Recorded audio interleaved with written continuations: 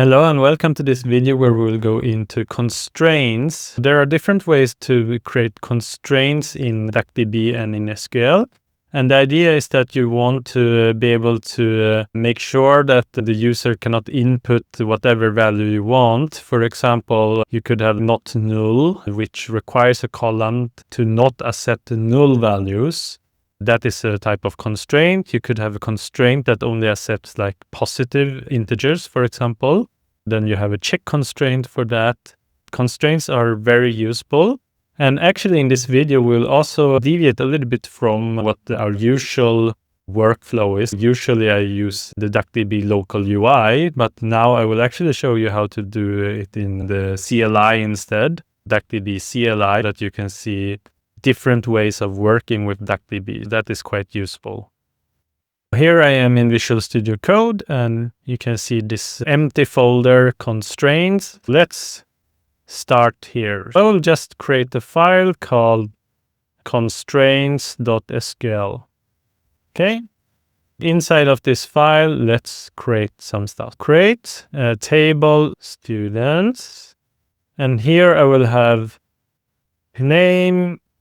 It's a varchar, not null. This is the constraint. It's a not null constraint. I will run this one. I will do like this. DuckDB. I will open an in-memory database DuckDB. I don't have a file here. Okay. Then I will run this SQL file. To run this one in DuckDB, you do read constraints.sql. Okay, and then this has been run. What you can do is desc students, desc table students, like this, and you can see name varchar null, no, because we have specified that it's not null, right? Let's continue here. I will make this like this, comma. I will create another one, age, unsigned integer 8. 8, like this, okay. This one, I don't require that I don't have a constraint here of not null. If I do like this, drop table students, like this, and I will run .read constraints.sql. And now let's take a look into, let's see, desk table students. And you can see that age, yes, we can have null there. Let's try to insert some values. We can do insert into students. You can have name, we can have age. Values. We have null, comma, let's see, comma, for example, 8, comma, let's see, Amy, comma, 5. Okay, yes. Let's run this one. .read constraints.sql. And you can see there's a not null constraint. Failed students.name, right? Not null constraints. If when I do .read, it's the same as I read all of this. If you can see, I can put it here, and you can see not null constraint. Failed. If I now take a look into from students, you can see that 0 rows because I haven't updated it. Okay, let's continue. We can do, I'll do a drop table here. Drop table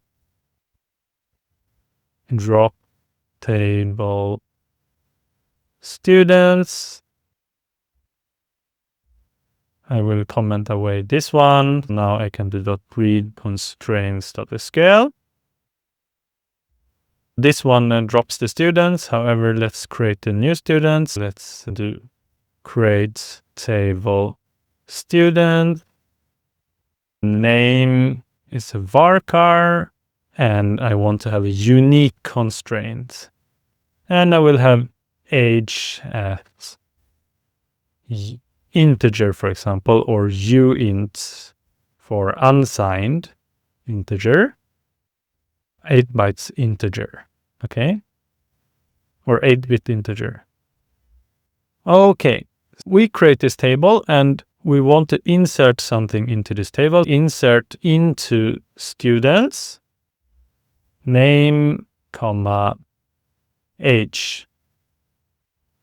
And what I want to insert is values. I want to insert Amy, 13, Bill, 5.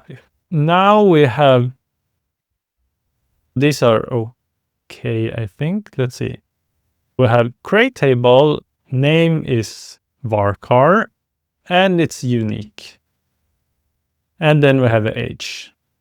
Okay, let's do .read, and that is fine.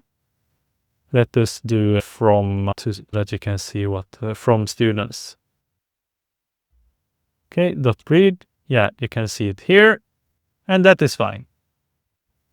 Let us add another bill, for example. You can copy this one. Now we want to insert into students name, age, and we will make another bill, for example. And if I read it again, now you can see duplicate name key. Bill violates unique constraints. Okay, that means if I do from students, you can see I will have the original one, Amy and Bill. Okay, let us remove that one. Remove this. Oh, let me remove this as well. Okay. Drop students. If I do read, you can see I have a drop table students. Yeah, then I cannot do from students. Okay, great. Let's continue with creating another student with like another check constraint. Create table students. And here I will have name as varchar unique, for example. That is really strange. Like we shouldn't do that. We could have something else that is unique. Like personal number could be unique or social security number. But say that the name is unique and say that age, we have like integer, or we can have uint 8 and we can check it. Check that age is larger than equals to 18, for example. And now we can try inserting like before. Copy this one. Okay, now I want to insert Bill 5, right? I will read it again. And you can see that there is a constraint error. Check constraint failed on table students with expression check age is larger equals 18. However, if I do 18 here, then it's fine, right? 17. Then we have this error. Okay, let me comment out this. Okay, let's move on to the next one. And now I will create table student. And here I will have name varchar unique. And I will also have school year integer. Default is 2025, for example. This default is quite interesting. This is the default value. For example, if I just do insert into students and I will only set the name and I will take values of Amy, Bill, and I have 2022. And you can see what will happen. Values list must all be same length, right? Okay. If I remove that one. And you can see by default, we have 2025 there. I will Actually, it's maybe cleaner if I just remove them. Okay, let's move on here. We will have another table, create table students, and name I will only have as varchar, and then I will have as integer. And then insert into student's name, and then values Amy and Bill. And you can see by default, if we don't put the other value as well, like we don't put in any age, then we will get the default age. But null, this is our default, right? Default constraint. Okay, now let us alter the students. Let's try and alter it. I'll remove that one. Okay, we have created a table. Drop table and then create this table, and then I want to alter this table. Alter table students. And what I want to alter is alter column age set default 10. For example, this means that I will get 10 here, and that is what I expect. Yeah, you can see it's 10 because we have altered the age to have the default of 10. We can alter it. We can also do like this. We will alter table students, alter column age, and I will do drop default. And you can see it drops the constraint. It will go back to the default one. That's where we get this one. Yes, and this was what I wanted to show you for constraints. And the constraints is very useful to enforce how you want the schema to be, right? You have schema constraints for your table that you cannot add whatever values as you want into the rows. What I should do now, since this was in in-memory database, I'll just do Control D, and we don't have a database here. Yes. This code you can commit and push to GitHub.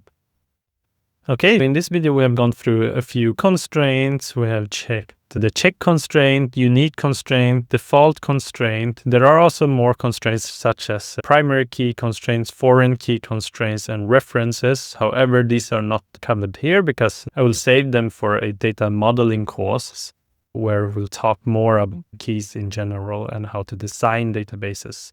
And also in DuctDB alter, I just showed you one simple alter a column with a default value. However, not all of the alter are implemented yet in DuctDB. When you're creating the table, it all works.